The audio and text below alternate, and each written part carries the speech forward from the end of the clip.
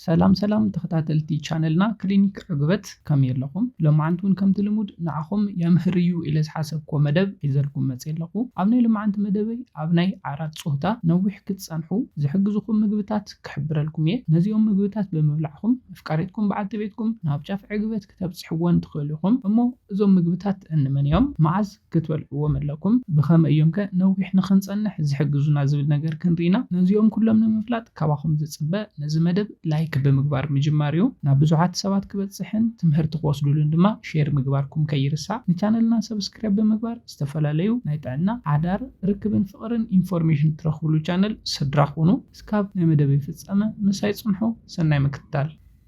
እቲ ቀዳማይ ብቐሊሉ ኣብ ቀረባና ክንረኽቦ ንኽእል ኣብ ናይ ዓራት ፀወታ ግዜ ማለት እውን ኣብ ግዜ ርክብ ነዊሕ ክንፀንሕ ቃሪትና በዓልቲ ቤትና ብቐሊሉ ናብ ጫፍ ዕግበት ንኽነብፅሓ ዝሕግዘና ፃዕዳ ሽጉርቲ እዩ። ፃዕዳ ሽጉርቲ ንሰውነትና ካብ ዝህቦና ጥቕምታት እቲ ሓደ ናይ ርክብ ድሌታት ንኽውስኽ ንደም ዝውዋር ንኽስተኻኸል ብምግባር እዩ። ፃዕዳ ሽጉርቲ ክንበልዕ እንተለና ሰውነትና ናይትሪክ ኦክሳይድ ዝተባሃለ ኢንዛይም ስለ ዘፈልፍል ኣብ ዝሓፀረ ግዜ ናይ ርክብ ድሌታት ንኽህልወና ነዚ ናይ ርክብ ድሌት ፀገምና ከመዓራረ ይሕግዘና እዩ።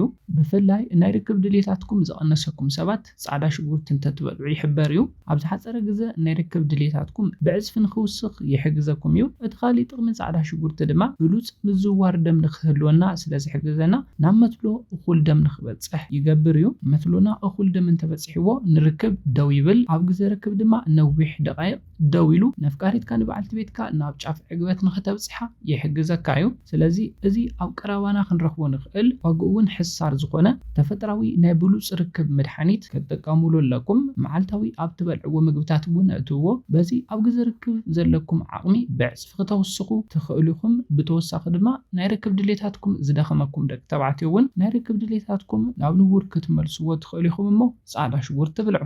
ኣብ መበል ካልኣይ ንሪኦ ናይ ርክብ ዓቕምና ብዕፅፊ ክውስኽ ብምግባር ኣብ ግዜ ርክብ ነዊሕ ግዜ ክንፀንሕ ዝሕግዘና ምግቢ ድማ እንቋቑሖ እዩ። ብፍላይ እንቋቑሖ ብቫይታሚን B5ን B6ን ሪች ዝኾነ ምግቢ ስለ ዝኾነ ንናይ ርክብ ዓቕሚ ኣገዳሲ ምግቢ እዩ። ብተወሳኺ እንቋቑሖ ኢነርጂ ስለ ዝህበና ኣብ ግዜ ርክብ ፅቡቕ ፐርፎርማንስ ክህልወና ይገብር። ኣብ ሰውነትና ዘሎ በዝሒ ቴስቴስትሮን ሆርሞን እውን ክውስኽ ብምግባር ናይ ርክብ ዓቕምና ናይ ርክብ ፃንሒትና ክውስኽ ይገብር። ስለዚ መዓልታዊ ኣብ ትበልዕዎ ምግብታት እንተተኻኢሉ እንቋቑሖ ብምውሳኽ ናይ ዓራት ፃንሒትኩም ክተውስኽዎ ትኽእሉ ኢኹም። ናይ ርክብ ድሌታትኩም እውን ክተውስኽዎ ትኽእሉ ኢኹም። ኣብ መበል ሳልሳይ ንሪኦ ናይ ርክብ ዓቕምና ብዕፅፊ ክውስኽ ብምግባር ኣብ ግዜ ርክብ ነዊሕ ፃንሒት ክህልወና ዝሕግዘና ምግቢ ድማ ጉዕ እዩ። ጉዕ ብፍላይ ናይ ርክብ ድሌታትኩም ዝደኸመኩም ደቂ ተባዕትዮ መትሎ ንርክብ ደው ዘይብለልኩም ደቂ ተባዕትዮ ዝምረፅ እዩ። ብኸመይ እንተልኩም ኣብ ሰውነትና ዘሎ ምዝውዋር ደም ከመሓይሾ ብምግባር ናብ መትሎና ዝበፅሕ በዝሒ ደም ክውስኽ ይገብር። ናብ መትሎና ብዙሕ ደም እንተበፂሑ ድማ መትሎ ንርክብ ደው ይብል፣ ንናይ ርክብ ድሌትና መልሲ ክህብ ይጅምር። ካብዚ ሓሊፉ ድማ ኣብ ግዜ ርክብ ካብ ዝነበሮ ንላዕሊ ነዊሕ ደቃይቕ ክፀንሕ ብምግባር ነፍቃሪትካ ንበዓልቲ ቤትካ ናብ ጫፍ ዕግበት ንኽተብፅሓ ይሕግዘካ እዩ። ብተወሳኺ ጉዕ ናይ ደቂ ተባዕትዮ ሆርሞን ዝበሃል ንቴስቴስትሮን ሆርሞን ኣብ ሰውነትና ክውስኽ ብምግባር ፃንሒትና ክውስኽ ይገብር እዩ። ስለዚ ንጉዕ እውን ኣብ ሕድሕድ ትበልዕዎ ምግብታት ሓዊስኩም ምብላዕኹም ክርሳዕ ይብሉን። ኣብ መበል ራብዓይ ንሪኦ ናይ ርክብ ዓቕምና ክውስኽ ብምግባር ኣብ ግዜ ርክብ ነዊሕ ክንፀንሕ መትሎና ንርክብ ደው ክብል ዝሕግዘና ምግቢ ድማ ሽኮር ድንሽ እዩ፣ ወይ ድማ ብእንግሊዝኛ ስዊት ፖታቶ ዝበሃል ማለት እዩ። ብፍላይ ሽኮር ድንሽ ብሉፅ ሶርስ ኢነርጂ ስለ ዝኾነ ሽኮር ድንሽ ድሕሪ ምብላዕና ብሉፅ ጉልበት ኢነርጂ ክህልወና ይገብር እዩ። እዚ ድማ ኣብ ግዜ ርክብ ብሉፅ ፐርፎርማንስ ክህልወና ይሕግዘና እዩ። ብተወሳኺ ሽኮር ድንሽ ቴስቴስትሮን ክውስኽ ብምግባር ኣብ ግዜ ርክብ ዘለና ፃንሒት ብዕፅፊ ክውስኽ ዝገብር ምግቢ እዩ። ናይ ርክብ ድሌትኩም ዝደኸመኩም ደቂ ተባዕትዮ እውን ንሽኮር ድንሽ ብምብላዕ ናይ ርክብ ድሌታትኩም ናብ ንቡር ክትመልስዎ ትኽእሉ ኢኹም።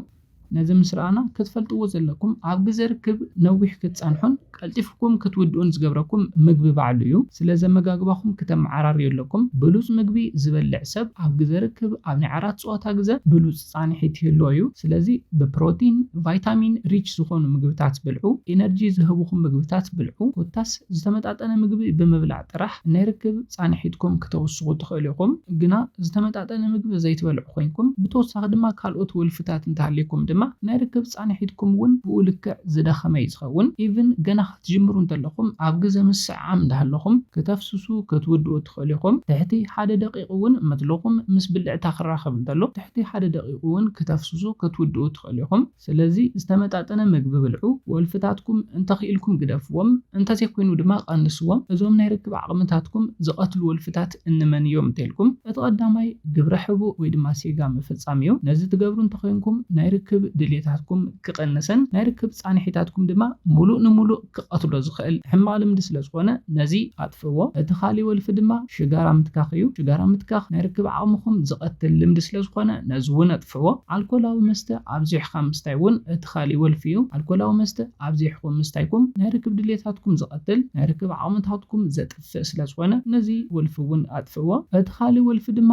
ጫት ምብላዕ እዩ ጫት ምብላዕ ናይ ርክብ ድሌት ዘጥፍእ ናይ ርክብ ዓቕሚ ዝቐትል ስለ ዝኾነ ነዚ እውን ክተጥፍዎ ይግባእ ንዝበለፀ ናይ ርክብ ድሌት ንዝበለፀ ናይ ርክብ ዕግበት ኢልኩም ነዞም ወልፍታት ካብ ሂወትኩም ኣጥፍዎም እዚ ኩሉ ምስ ገበርኩም ግና ዝተመጣጠነ ምግቢ ብልዑ ነዞም ዝሓበርኩልኩም ምግብታት ብልዕዎም ስፖርታዊ ምንቅስቃሳት ብሰሙን 3-4 መዓልቲ እስካብ 40-50 ደቂቕ ስርሑ በዚኦም ናይ ርክብ ዓቕምኩም ብዕፅፊ ኣብ ዝሓፀረ ግዜ ከተውስኽዎ ትኽእሉ ኢኹም ነዚ ኢለ ናይ ሎማዓንቲ መደበይ ቅድሚ ምዝዛመይ ኣብዚ መደበይ ዝሓበርኩልኩም ናይ ርክብ ዓቕምኩም ክውስኽ ዝገብሩ ናይ ርክብ ድሌታትኩም ዝደኸመኩም ድማ ናይ ርክብ ድሌታትኩም ናብ ንቡሩ ንኽምለስ ዝሕግዘኩም ምግብታት ክነዘኻኽር እቲ ቀዳማይ ናይ ርክብ ዓቕምኩም ብዕፅፊ ዘውስኽ ኣብ ግዜ ርክብ ጻንሒትኩም ዘውስኾ ምግቢ ጻዕዳ ሽጉርቲ እዩ ጻዕዳ ሽጉርቲ ናይ ርክብ ድሌትኩም ዝደኸመኩም ደቂ ተባዕትዮ እውን ክትበልዕዎ ኣለኩም ኣብ መበል ካልኣይ ዝረኣናዮ ናይ ርክብ ጻንሒትኩም ዘውስኾ ምግቢ ድማ እንቋቑሖ እዩ እንቋቑሖ ብምብላዕ ኣብ ግዜ ርክብ ነዊሕ ጽንሑ ናይ ርክብ ድሌታትኩም ናብ ንቡሩ መለስዎ ኣብ መበል ሳልሳይ ሪናዮ ዝነበርና ናይ ርክብ ድሌታትኩም ናብ ንቡር ዝመልሶን ኣብ ግዜ ርክብ ነዊሕ ደቃይቕ ክትጸንሑ ዝሕግዘኩም ምግቢ ድማ ጉዕ እዩ ጉዕ ብምብላዕ ጻንሒትኩም ወስኹ ኣብ መበል ራብዓይ ሪናዮ ዝነበርና ናይ ርክብ ድሌታትኩም ናብ ንቡር ቦትኡ ክምለስን ኣብ ግዜ ርክብ ዘለኩም ጻንሒትን ክውስኽ ዝገብር ድማ ስኳር ድንሽ ወይ ድማ ስዊት ፖታቶ ዝበሃል ምግቢ እዩ ነዞም 4 ምግብታት ብምብላዕን ካልኦት ብፕሮቲን ቫይታሚን ሪች ዝኾኑ ምግብታት ብምብላዕ ኣብ ግዜ ርክብ ነዊሕ ደቃይቕ ክትጸንሑ ትኽእሉ ኢኹም ናይ ርክብ ድሌትኩም እንተሞይቱ ድማ ከተላዕልዎ ትኽእሉ ኢኹም ኣብዚ ብተወሳኺ ድማ ወልፍታትኩም ኣርሕቕዎ ቅድም ኢለ ዝሓበርክዎም ሕማቕ ወልፍታት ናይ ርክብ ድሌታትኩም ክጠፍእን ናይ ርክብ ጻንሒትኩም ክደክምን ስለ ዝገብሩ ዘለው ነዚኦም እውን ኣጥፍዎም ኤክሰርሳይዝ ምስራሕኩም ድማ ከይርሳዕ ነዚ ኢለ ናይ ሎማዓንቲ መደበይ በዚ ክዛዝም ካብ ናይ ሎማዓንቲ መደበይ ዝኾነ ሓድሽ ነገር ከም ዝሓስኩም ተስፋ ይገብር እዚ መደብ ናብ ብዙሓት በፂሑ ብዙሓት ኣሕዋትና እዚ ኢንፎርሜሽን በፂሕዎም ካብዚ ፀገም ንኽረሕቑ ሼር ላይክ ግበሩሎም ነዚ ቻነል ሓድሽቲ እንተኮይንኩም ነዚ ቻነል ላይክ ሼር ሰብስክራይብ ብምግባር ዝተፈላለዩ ናይ ርክብ ጥዕና ሓዳርን ኢንፎርሜሽን ትረኽብሉ ቻነል ስድራ ኩኑ ብኻሊእ ማሃራይ መደብ እስካብ ንራኸብ ሰላምን ጥዕናን ንኹላትና ይቕኒለይ